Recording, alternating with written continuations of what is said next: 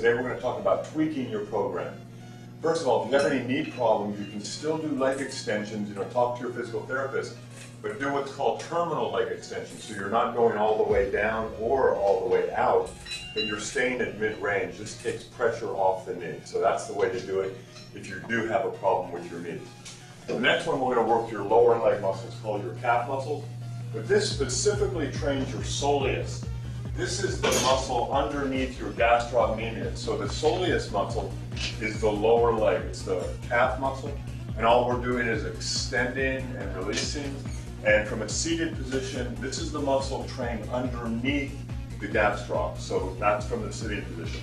If you want to train the gastrocnemius, you do it from a standing position, and then you're training your calf muscles from the standing position. That works the gastroc.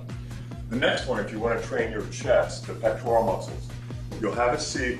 You can do this with free weights using a bench press.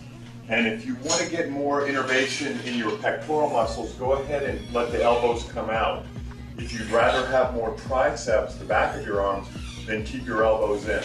So think about out for pecs and in for triceps. Right? For your shoulders, this machine is designed so that you're pressing like this, but this could be bad for your shoulders because we have both external rotation and abduction.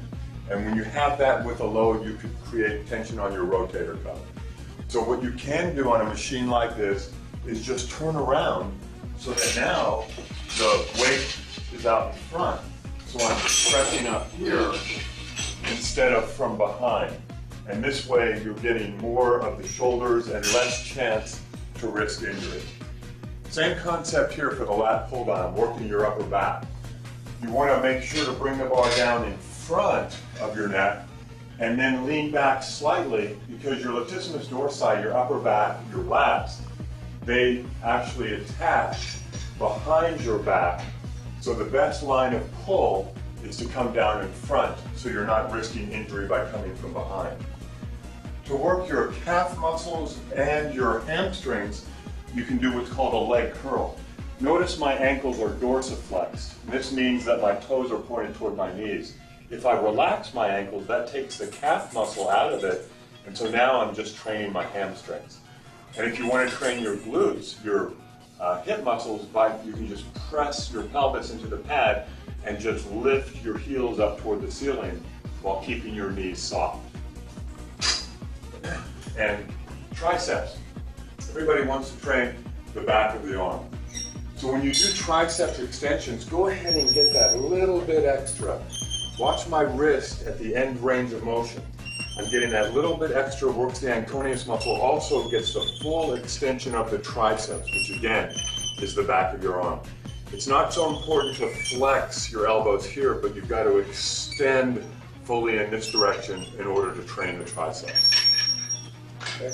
And finally, if you want to train for power, this machine, any type of band exercise, allows you to move either slow or you can pick up the speed and train fast so that its speed is not a problem with this type of device. So you can again change the resistance and move at any angle that you want to train. So that right now I'm training the core, and again I can grab one handle with each hand to train the back of the shoulders. I can turn around and train the pectoral muscles by just pulling them together. So any time where you're pulling together is going to train the pecs, and any exercise where you're releasing in this direction is more of the back. Thanks for joining us for Live Like an Athlete. We'll see you next week.